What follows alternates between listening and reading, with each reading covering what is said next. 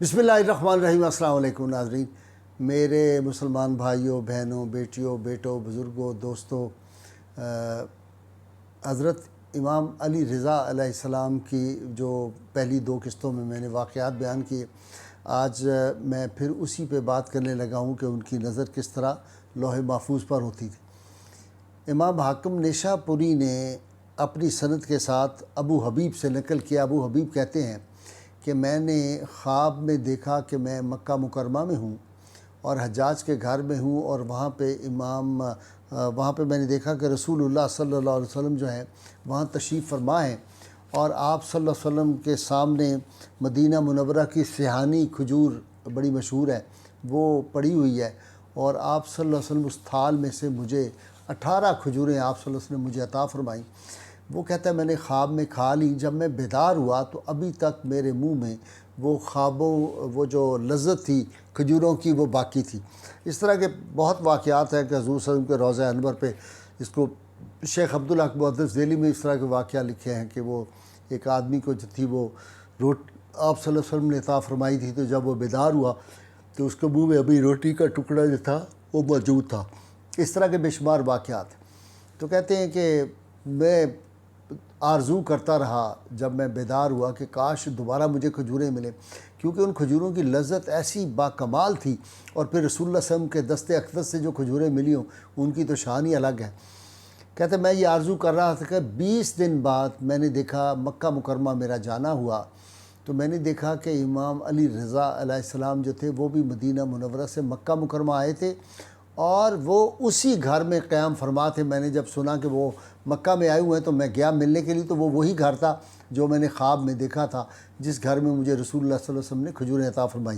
कहते हैरान कुन बात यह है कि वो घर बड़ा था, उस घर के जिस कोने में नबी करीम सल्लल्लाहु अलैहि वसल्लम को मैंने देखा था, एग्जैक्ट उसी जगह पर इमाम अली रज़ा अलैहिस्सलाम भी तशरीफ़ फरमा थे, और उनके आगे थाल में सिहानी खजूरें मदीना मुनव्वरा की पड़ी हुई थी।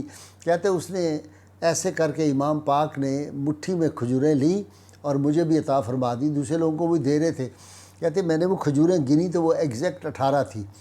तो मैंने वो कहा कि हुज़ूर कुछ और भी मुझे अता कर दें, तो उन्होंने फरमाया कि अगर रसूलुल्लाह सल्लल्लाहु अलैहि वसल्लम ने तुम्हें ज़्यादा खजूरें दी होती तो मैं भी तुम्हें और दे देता।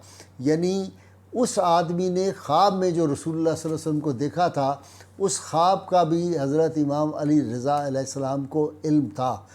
तो इस तरह आप ये देखें कि इन बुज़ुर्गों की जो ख्वाबें होती हैं वो सच्ची होती हैं। और दूसरा वो बात कि आप सल्लल्लाहु अलैहि वसल्लम ने फरमाया था कि जिसने ख्वाब में मुझे देखा उसने मुझे ही देखा, चूँकि शैतान जो है वो मेरी सूरत में नहीं आ सकता, ना वो बना सकता है। तो इससे भी हमें पता चला कि अगर नबी करीम सल्लल्लाहु अलैहि वसल्लम किसी खुशबख्त को जब ख्वाब में मिले तो उसका मतलब वही होता है, आप जो फरमाएं उसका मतलब भी वही होता है।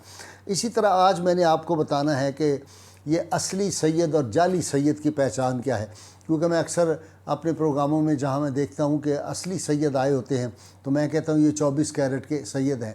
तो जो जाली लोग होते हैं, कोई कुम्हार है, कोई लोहार है, कोई मिरासी है, वो जाली सैयद बन जाते हैं, तो उनको बड़ी तकलीफ़ होती है। इसी तरह के जाली सैयद था, वो कहने लगा जी सादात जो होते हैं उनके कैरेट कोई नहीं होते।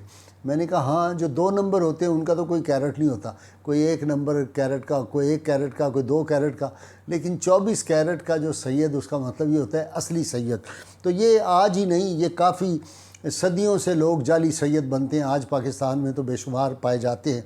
और एक बात मैं आपको बता दूँ, असली सैयद की पहचान ये होगी कि आप उसके साथ कोई ज़रा बराबर नेकी कर दें, वो कभी भूलेगा नहीं और एहसानमंद होगा। और 2 नंबर सैयद के साथ आप उसको बड़े से बड़े ओहदा भी दिलवा दें, उसको नौकरी दिलवा दें, उस पर मेहरबानियाँ करें, उसने बेशुमार आपके दस्तरखान पे खाना खाया होगा, लेकिन वो बदबख्त चूँकि उसका नसब जो है वो असली नहीं होता, तो आप देखेंगे वो एहसान फरामोश भी होगा, मोहसिन कुश भी होगा। ये लाजमी बात है। ये मैं सादात की पहचान, जो असली और नकली की पहचान आपको बता रहा हूँ। इसी तरह की एक ज़ैनब औरत थी, तो उसने दावा कर दिया कि मैं सैयद हूँ, मैं आले फ़ातिमा में से हूँ, और उसने ये दावा कर दिया। और बाज़ लोग उसके बारे में कहते थे, पता तो चल जाता है। आप देखें ना, इंडिया में कोई आदमी कुम्हार हो, पाकिस्तान में आके वो सैयद बन जाए, तो जो लोग उस गांव के रहने वाले होंगे उनको पता होगा तरखान है, लोहार है, मिरासी है, मुसल्ली है। मुझे याद है कि एक साहब को मैं جو تھا وہ لکھ کے دیتے تھے مجھے اپنے نام کے ساتھ، میں اس طرح پکارتا تھا۔ تو ہمارے بابا جی جو تھے بابا انوار حسین جلو آنوی، وہ اس مولوی صاحب کے گاؤں میں کہیں گئے تو لوگوں نے کہا جی یہ یہاں کا مصلی ہے ہمارے گاؤں کا، غازی صاحب اس کو ٹی وی پہ کچھ اور کہہ رہے ہوتے ہیں۔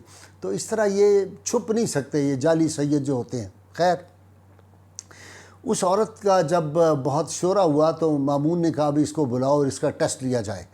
تو جب امام علی رضا علیہ السلام کو بلایا گیا تو آپ نے کہا اس کا بڑا ٹیسٹ سیدھا ہے کہ جو سیدہ آل فاطمہ جو ہیں ان کی جو اولاد جو اصلی سید ہوتے ہیں 24 کیرٹ کے، ان کو درندے پہچانتے ہیں۔ اگر ان کو درندوں کے پنجرے میں ڈال دیا جائے تو درندے جو ہیں وہ کبھی ان کو کھا نہیں سکتے، چونکہ ان کا گوشت جو درندوں پہ کھانا حرام ہے۔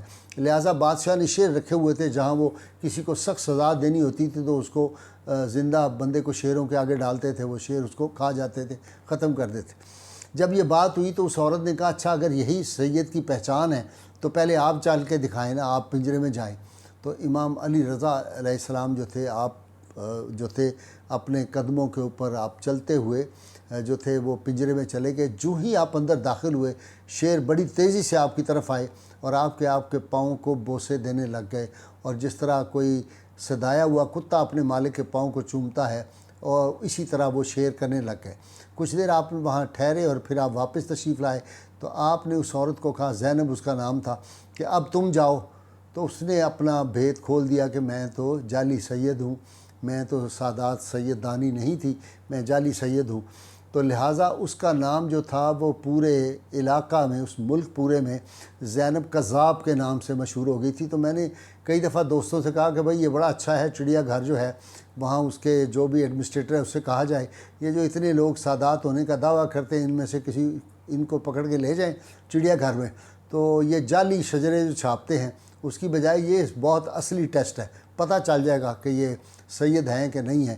تو بہرحال ہمارے دوست ہنسنے لگ گئے، کہنے لگے اس کا مطلب یہ ہے کہ یہ تو کافی سارے بندے ایسے نکل آئیں گے اور شیروں کا جو ہے وہ کئی سالوں کا گوشت جو ہے وہ پاکستان میں ان کو مفت میں اویلیبل ہو جائے گا۔ خیر، اللہ تعالیٰ بچائے ایسے 2 نمبر لوگوں سے۔ دعا کریں اللہ تعالیٰ ہمیں حضور رحمت کونین صلی اللہ علیہ وسلم کی غیر مشروط محبت اور لامحدود فداری نصیب فرمائے۔ زوردار نعرہ لگائیے اور یہ نعرہ گلی گلی کوچے کوچے کو بکو گونجنا چاہیے۔ پاکستان کا مطلب کیا؟ لا الہ الا اللہ محمد رسول اللہ صلی اللہ علیہ وآلہ وسلم۔